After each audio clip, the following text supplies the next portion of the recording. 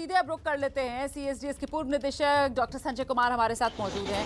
संजय जी, मैं आपसे समझना चाहती हूँ, मैनपुरी की करहल सीट जिस तरीके से चुनी है अखिलेश यादव ने, परिवार का गढ़ है ये, यादव बहुल सीट है ये, और बड़ी बात एक और कि मुस्लिम वोटर जो है उसकी कोई खास भूमिका है नहीं इस सीट पर।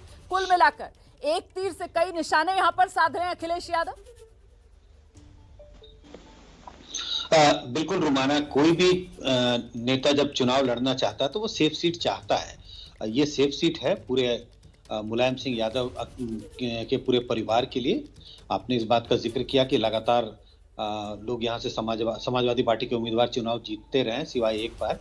तो अखिलेश ने कई चीजों को देखकर, एक तो सेफ सीट है, दूसरी बात का आपने जिक्र किया वो बहुत अहम है, यहाँ मुस्लिम मतदाताओं की तादाद कम है।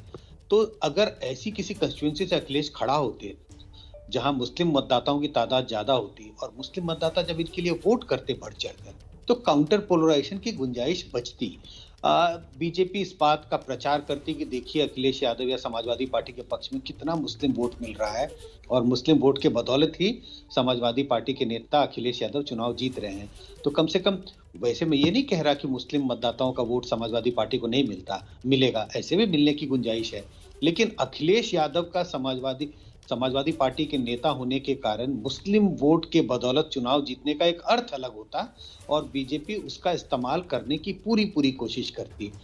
दूसरी बात यह है कि चूंकि ये सेफ सीट है, अखिलेश यादव को यहाँ ज्यादा समय नहीं लगाना पड़ेगा, वो राज्य के अलग अलग कंस्टिट्यूएंसी में जाके प्रचार कर सकते हैं।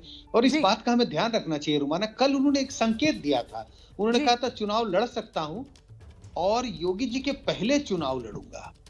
मुझे लग रहा था कि योगी जी के पहले चुनाव लड़ने का मतलब है कि वो शायद आजमगढ़ से तो चुनाव नहीं लड़ेंगे, किसी और दूसरी सीट से चुनाव लड़ने की तैयारी हो रही है।